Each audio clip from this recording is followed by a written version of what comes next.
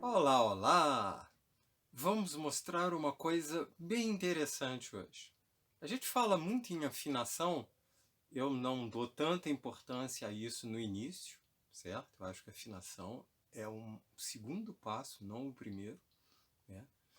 A gente primeiro tem que aprender a ouvir, depois focar o ouvido em uma das muitas características de um som, que a gente chama de altura, que é o que vai dar a afinação. Mas, de qualquer forma, quando a gente vai construir um instrumento, a gente pode fazer uma afinação básica usando uma régua, né? Isso eu lembro que eu fazia muito em escola, com régua de plástico, naquelas carteiras antigas, né? Que você punha a régua assim em cima da carteira e tocava.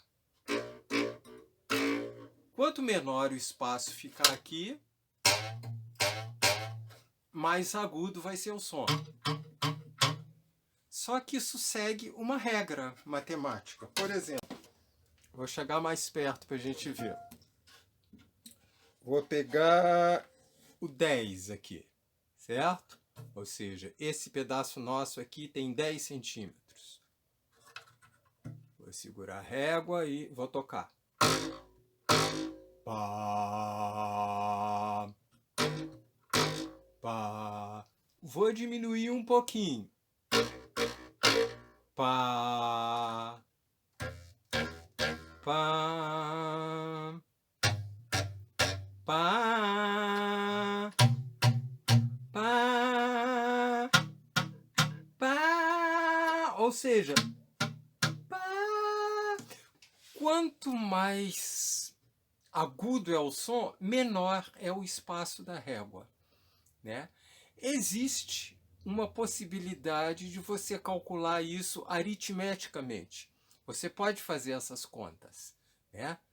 A primeira pessoa que estruturou isso, que é conhecida na história por ter estruturado isso, foi o Pitágoras, né? 2.500 anos atrás, Pitágoras escreveu um tratado dizendo da relação aritmética entre as medidas de uma barra de metal e os sons que essa barra produzia quando ela fosse acionada. Esse procedimento de Pitágoras é que gerou até hoje o que o mundo ocidental considera como notas musicais.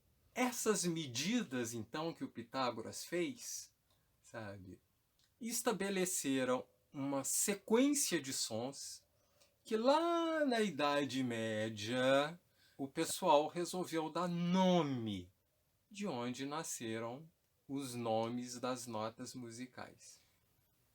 Então, esses 7 sons receberam nomes baseados na primeira sílaba de cada frase de um hino a São João. Depois a gente pode falar um pouco mais sobre isso, mas basicamente o que eu quis dizer é que Pitágoras dividiu em 7 e proporcionalmente esses 7 se repetiriam, ou seja, depois que terminassem esses 7, os próximos seriam exatamente os mesmos, repetidos em outra região. Igual uma régua mesmo, se a gente parar para pensar, né? Aqui tem de 1 a 10, né? Depois de 10 a 20, a gente vai ter o 1, né, da dezena, aí começa tudo de novo. O 1 com a dezena que forma o 11, o 2 com a dezena que forma o 12, o 3 com a ou seja, começa a repetir tudo de novo. Mudou o início, para dizer, ó, mudou uma dezena. No caso de música, a gente fala, ó, mudou a oitava. A gente não chama de dezena, a gente chama de oitava em música, mas o conceito é o mesmo, porque isso quem pensou foi Pitágoras, né? E o Pitágoras era matemático, então ele pensou matematicamente, né? Bem, agora usando a mesma lógica da régua, eu vou fazer umas marcas aqui naquele garrote. Lembra que a gente já usou, né, para fazer o bacholata? Né? Vou marcar uma coisa qualquer aqui, tá? Deu para ver? Aqui. Então, vou medir esse tamanho com a régua. Tchan, tchan.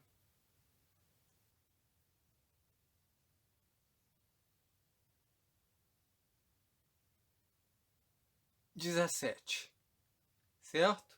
Então eu vou marcar agora metade. Metade de 17 é 8,5. Então eu vou marcar aqui 8,5. Tá. Então eu marquei 17 e 8,5. E olha só o que vai acontecer. Só para a gente demonstrar o que eu mostrei com a régua. Que também é aplicável numa corda. Certo? Então, escuto o som. Vou segurar aqui no tamanho 17, em cima do nó, e a gente vai ter o som da corda com esse comprimento de 17 centímetros. Tá. Certo? Agora, vou fazer a mesma coisa marcando no 8,5, ou seja, metade. Continuo segurando em cima do nó e no tamanho 8,5. Olha só o som.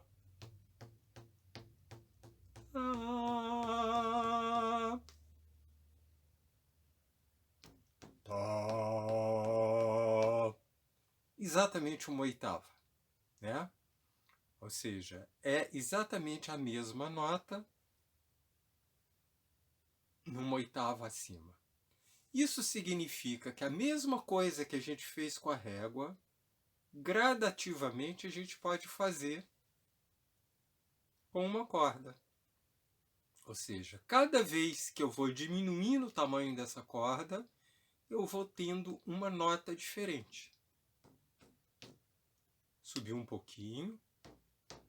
Pá, pá, pá,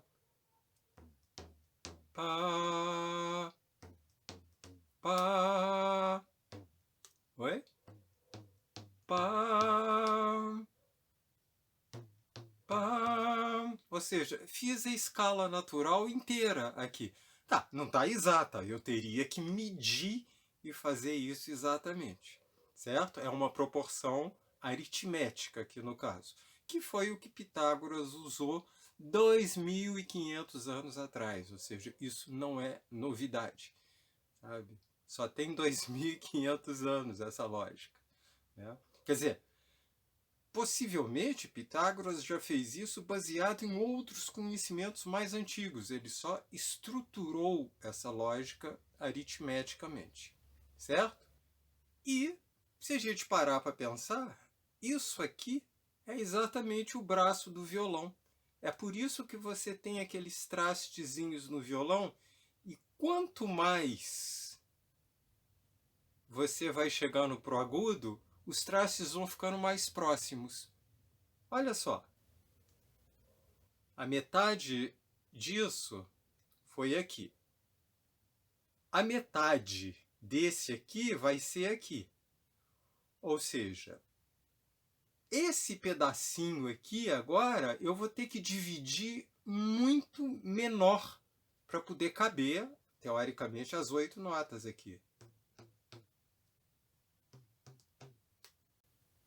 Ou seja, a gente tem aqui exatamente a lógica de afinação de um braço de violão, baseado na mesma ideia das medidas de uma régua, certo? Lógico, desde os anos 1600 e poucos, anos 1700, a gente não faz essa afinação por uma régua. A gente faz essa afinação usando uma regra matemática baseada em logaritmos, sabe? Que era impossível de ser feito antes, porque os matemáticos só estruturaram a ideia de um logaritmo nos anos 1600 e pouquinho para 1700. Então, antes, não tinha como fazer isso, porque ninguém conhecia a fórmula antes, tá? E isso, de afinar por logaritmo, gerou o que a gente conhece hoje como sistema temperado, que são as 12 notas musicais que a gente usa. Embora a gente continue usando a lógica pitagórica de 2.500 anos atrás, sabe? Que inclusive dá essa diferença maluca da gente dizer que as notas são 7 e na verdade são 12, né? Tem a ver com essa lógica de adotar o sistema temperado, tá?